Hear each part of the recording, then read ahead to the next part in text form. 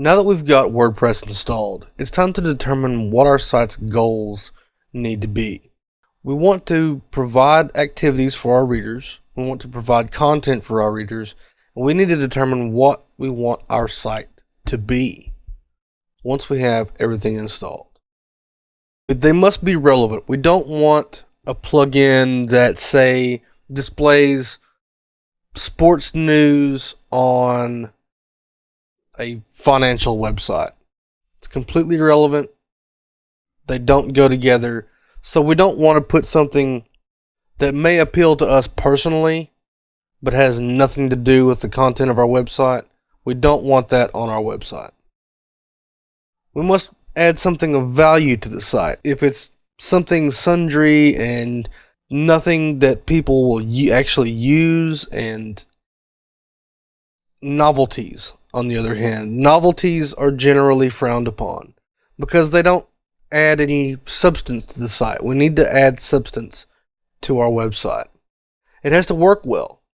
Not all plugins work well, and we need to find plugins that do.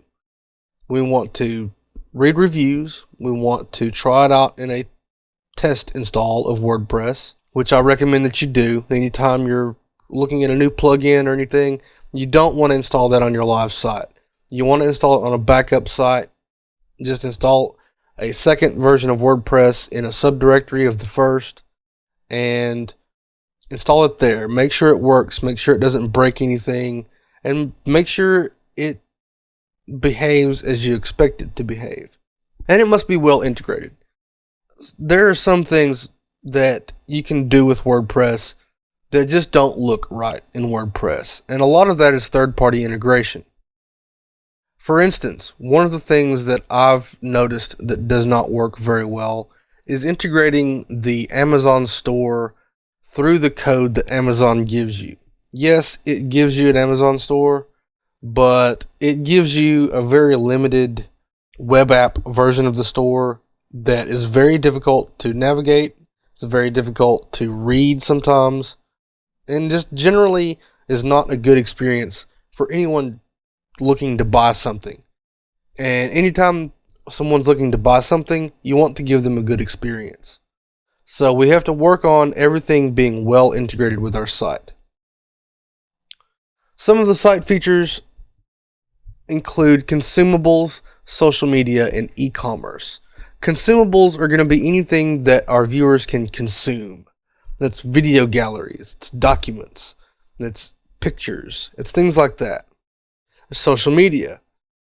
There's integrating our own Facebook and Twitter into our content somehow, usually in the form of a sidebar widget. There is integrated comments, which is great if you have a Facebook page because it allows you to associate your posts with your posts on Facebook. That way you can have both comments on your website and comments on your Facebook, and they both comment to the same place, and it's all very organized, neat, and integrated with each other. And buddy press and forums and things like that. We can integrate some social media into our own site and try to make our own site a social media site, or at least give it some social media features. And finally, of course, there's e-commerce. In e-commerce, we're going to stick to shops and ads.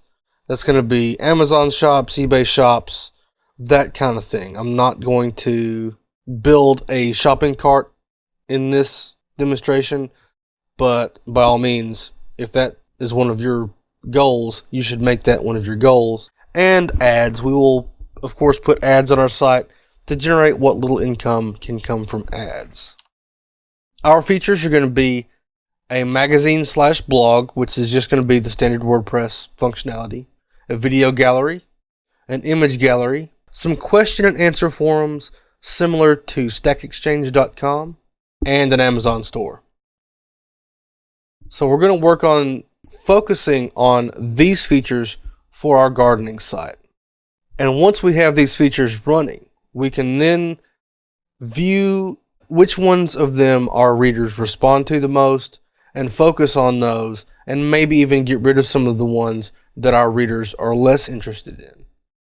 You want to monitor where your readers are going and what they're doing on your site. That way you can determine what they like and you can give them more of that. In our next video, we'll be looking at choosing and customizing the theme now that we have our goals set up and we can be ready to move forward.